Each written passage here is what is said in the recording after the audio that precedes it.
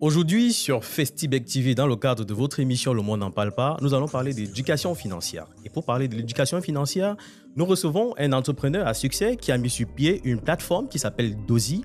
Il s'appelle Fidelis Dicam, qui est justement le promoteur, fondateur de la plateforme Dozy.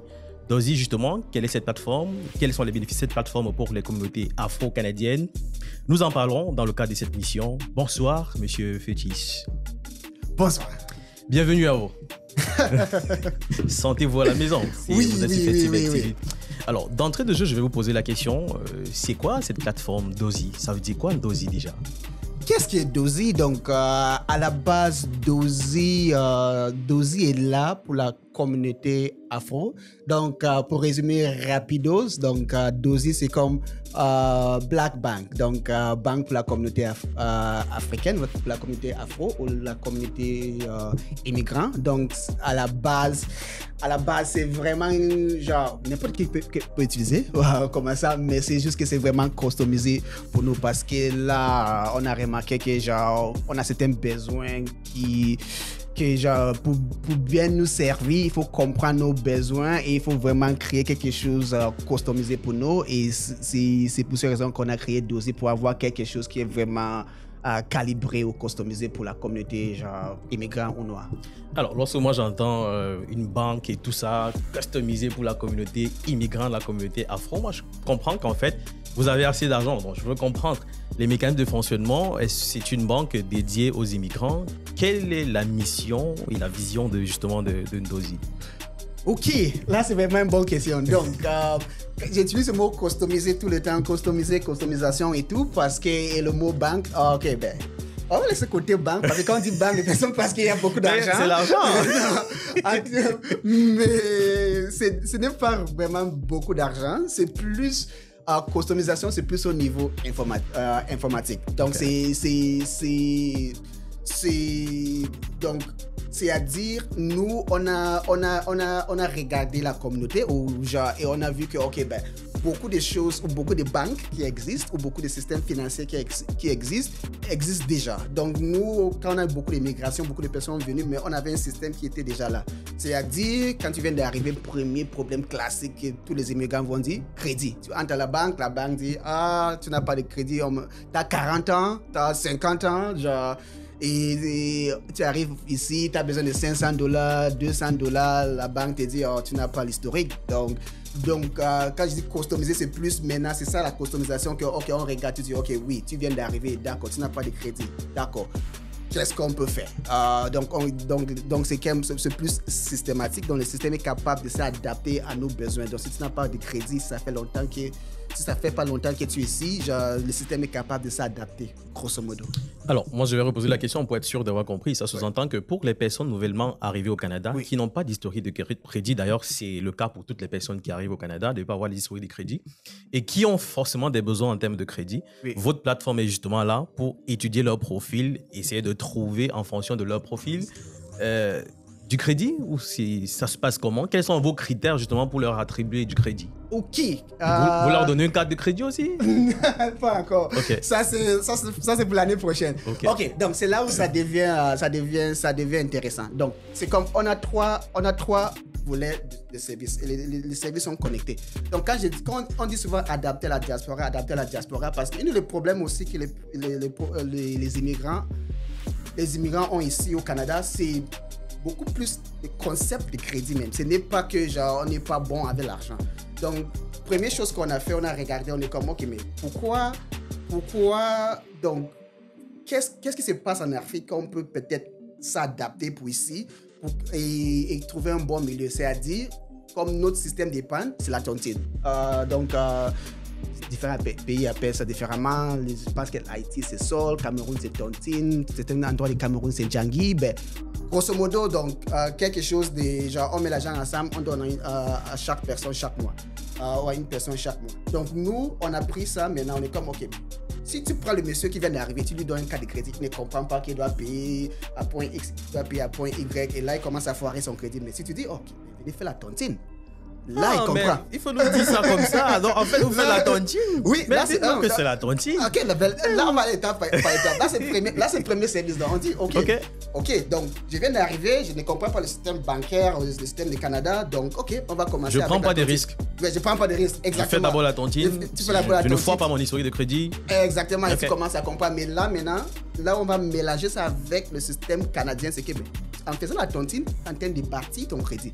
Donc, tu as quelque chose qu'on appelle le dosage score. Donc, maintenant, on commence à voir, ok, si tu paies la tontine chaque fois, maintenant, on a informatisé ça. Parce que le problème avec la communauté, c'est que on sait que le monsieur, si il est bon avec l'argent, mais il n'y a pas de données.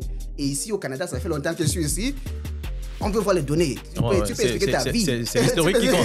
Tu peux expliquer ta vie, mais on peut voir les données. Donc, ce qu'on a fait, c'est on prend ça maintenant. Chaque fois que tu paies, on est en train d'enregistrer ça. Donc, on a maintenant ton dossier qui est clair que, le monsieur il est en train de bien participer dans la tontine. Ce dossier est reconnu par le gouvernement canadien, c'est ça? Et là, c'est 2 étapes. Première étape, maintenant, tu as quelque chose comme un dosage score qu'on est capable de prouver que le monsieur ici est bon avec le crédit. Mais deuxième étape aussi, on a mélangé ça avec le système canadien on envoie un rapport aussi à le bureau de crédit Equifax. Donc ça montre aussi avec le système, avec le système de crédit au Canada que le monsieur X ou madame Y est bon avec l'argent. Et là maintenant tu commences à bâtir ton crédit. Donc là on a pris quelque chose traditionnel et on a modernisé ça. C'est pour cette raison que je dis tout le temps customiser. Donc là, le monsieur, toi, tu ne devais pas casser la tête. Tu fais comme tu faisais en Afrique. Fais la tontine. Tu fais tes cotisations chaque mois et c'est bon. Nous, on fait le reste. On va structurer ça pour toi, on va organiser ça pour toi, pas de mots de tête. Et on va aussi faire le rapport avec le gouvernement. Ça, c'est vraiment un service spécial. Je pense que vous avez eu la lecture parce qu'en réalité, nous, en Afrique, on n'a pas vraiment l'éducation financière. Et lorsqu'on vient dans un pays comme celui-ci où c'est la réputation qui compte plus que de l'argent, parfois, le temps de s'adapter, on se rend compte qu'on a déjà foiré son dossier crédit. C'est pour cette raison que une initiative comme celle-là, pour toutes les personnes qui nous regardent, vous venez d'arriver au Canada, vous ne savez pas encore c'est quoi la cote de crédit, c'est quoi l'historique de crédit, vous voulez bâtir votre réputation, nous vous conseillons de prendre l'initiative, de vous rapprocher d'une dosie, c'est très important. Oui. Alors, vous voulez poursuivre? Et là, c'est comme premier volet et un autre volet. Et c'est même ça qui m'a vraiment inspiré de créer Dozy. Tu sais, pour un bon... Ça fait longtemps que je suis au Canada et je me demande une question chaque fois. Pourquoi c'est toujours les membres de la communauté qui viennent vers moi? Parce que j'ai fait l'école, j'ai fait tout et toujours... Ok, je vais direct là. Pourquoi c'est toujours mes amis noirs qui ont des problèmes de $500, $1000? Pourquoi pas mes amis blancs et tout? Et j'ai remarqué que peut-être il y avait quelque chose qui ne marche pas et tout. Je pense à ça après, je pense à quelque chose d'autre. Je pense à ça après, je pense à quelque chose d'autre. Et là, c'est durant la pandémie que j'étais à la maison, sans travail, avec beaucoup de programmation dans mon cerveau. Je suis comme, peut-être il y a quelque chose ici. Prochaine fois que quelqu'un va venir me demander $500, je vais lui charger l'intérêt là. Je donne comme ça. Donc c'est vraiment bizarre, mais c'est comme ça que ça a commencé. Donc j'ai commencé avec mon fichier Excel là. Tu veux $500, je dis d'accord. Pour les $500, mais tu me rembourses avec l'intérêt. Et c'est comme ça qu'on a évolué. Donc évolution pour l'autre service, c'est comme ok, on a un autre service des prêts, mais des prêts rapides. Et tu sais que nous dans la communauté, souvent tu es ici, mais tu as des parents, tu as la famille. Oui, ça, donc c'est souvent notre finance, ce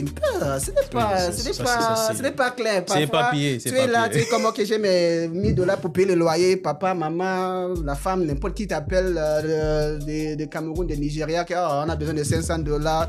T'envoies ça, tu paies le loyer comment, tu paies l'hypothèque comment, t'es un peu coincé et tu n'as pas encore en Afrique, tu peux juste dire monsieur ou papa, quelqu'un peut te donner rapidement ici. Parfois, la banque regarde l'historique. Tes problèmes sont tes problèmes. Ça n'intéresse personne. Exactement. Donc là c'est le service aussi qu'on offre. Donc entre 200 et jusqu'à 2000 de prêts, mais c'est pour résoudre des problèmes de trésorerie. Donc, moi, je suis bloqué à $500, je suis bloqué à $1000. Ça ne me tente pas de commencer à expliquer mes histoires à mon copain ou mon mari ou quoi. J'ai juste besoin de $500 pour finir le mois et c'est bon.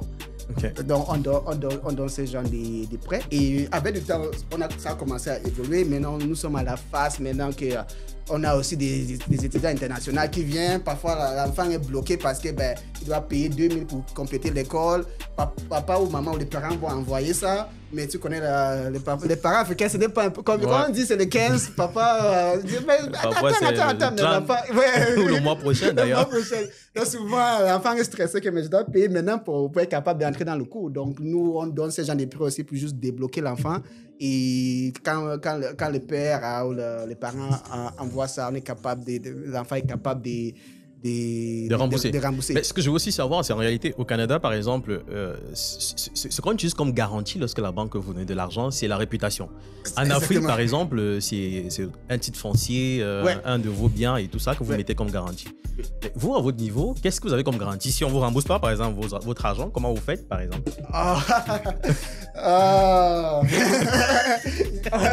On a beaucoup d'histoires comme ça, mais comme tu as bien dit, on utilise.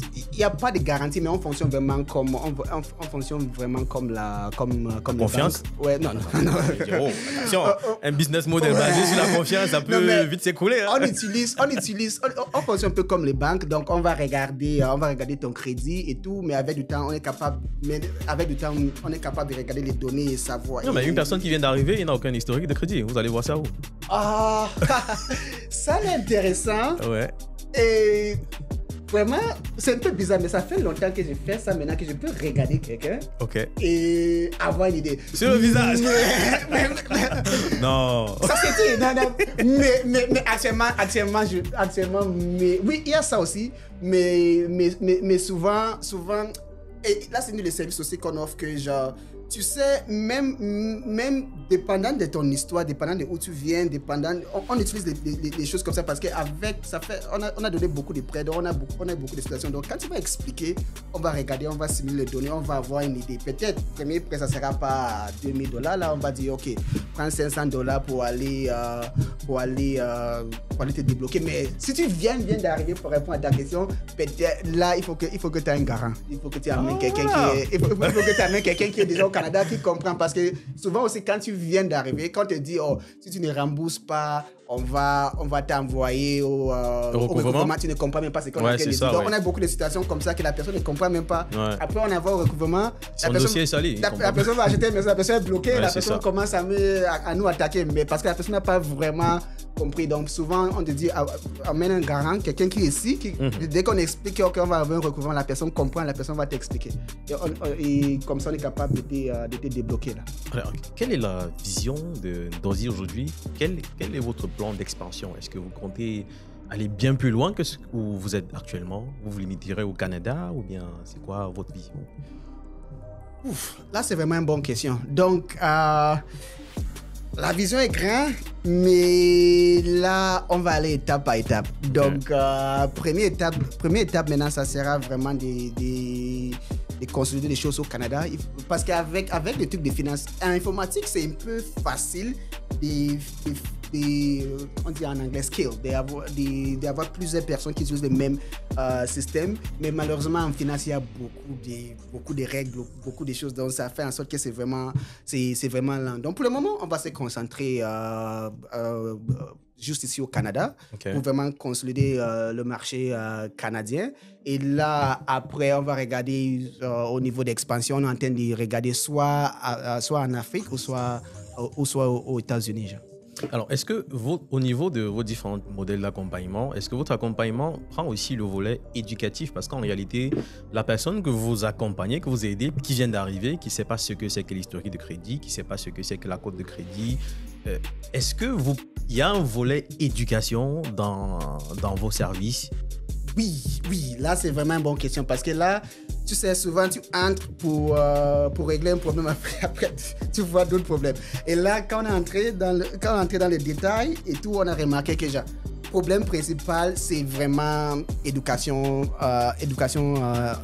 financier. Et là, on a restructuré l'entreprise pour avoir une de nos piliers de la marque, c'est vraiment c'est éducation financière. Donc, même au niveau on a un podcast où on parle un peu on essaie d'éduquer des personnes, les réseaux sociaux, mais aussi pour éduquer des gens. Mais là, maintenant, ce qu'on veut faire, j'espère que le gouvernement nous écoute. On veut avoir quelque chose comme un volet au BNL pour vraiment aider des personnes.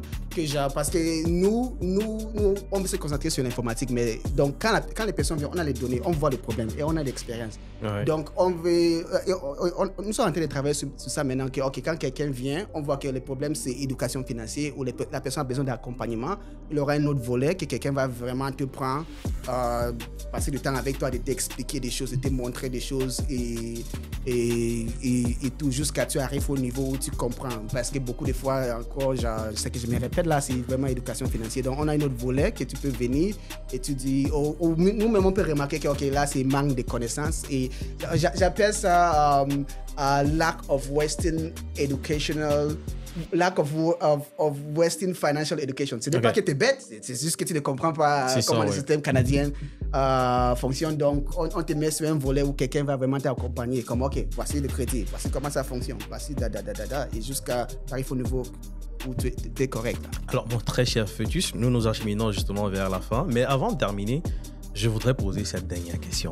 Vos services, combien ça coûte? Est-ce que ça coûte cher? Parce que ça fait quand même beaucoup de services que vous mettez en évidence pour aider les personnes qui viennent d'arriver au Canada, pour les immigrants. Ça coûte quoi pour une personne qui voudrait un prêt chez vous? C'est quoi les taux d'intérêt? C'est élevé ou bien? OK. Vraiment, pour commencer, ce n'est pas cher. Okay.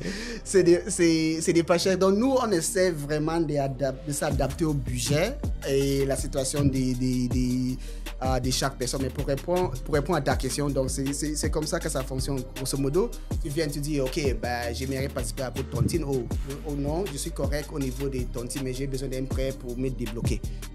Là, tu vas créer un compte sur la plateforme et on va tout regarder. Si tout est correct, tu vas payer un frais d'activation. Donc, frais d'activation pour activer ton compte. Là, tu as un compte dosé maintenant. Tu payes ça une fois, c'est correct.